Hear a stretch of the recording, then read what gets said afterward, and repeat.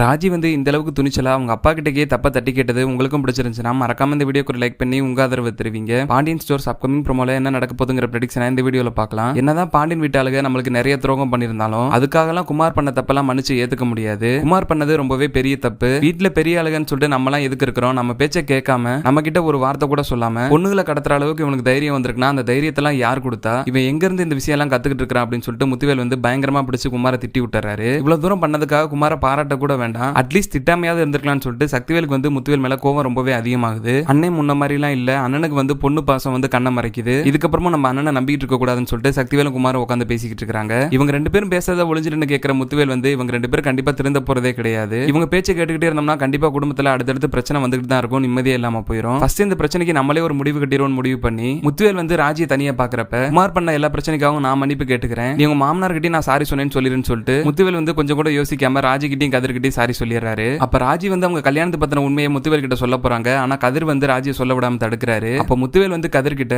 நீங்க ஏதோ மறைக்கிறீங்க, அதுவும் பிரச்சனையா இல்லையான்னு எனக்கு தெரியல, உங்களுக்கான விருப்பம் இருக்கிறப்ப சொல்லுங்க, நான் உங்களை கட்டாயப்படுத்தலாம் கேட்கலான்னு சொல்லிட்டு முத்துவேலுமே சொல்லிடுறாரு. ராஜி இந்த அளவுக்கு துணிச்சலா போய் அவங்க அப்பா கிட்ட பேசுறத பார்த்து மீனாவே ரொம்ப ஷாக்காகி போயிடுறாங்க. கூடிய சீக்கிரமே ராஜி கல்யாணத்தை பத்தின உண்மையை முத்துவேல் கிட்ட சொல்லி கதிர் மேலேயும் எந்த தப்பு இல்ல, பாண்டியன் குடும்பத்து மேலே எந்த தப்பு இல்லங்கிறது முத்துவேல் வீட்டாளர்களுக்கு தெரிஞ்சுட்டா நல்லா இருக்கும்னு நீங்களும் நினைச்சீங்கன்னா மறக்காம இந்த வீடியோக்கு ஒரு லைக் பண்ணி உங்க ஆதரவை தெரிவிங்க.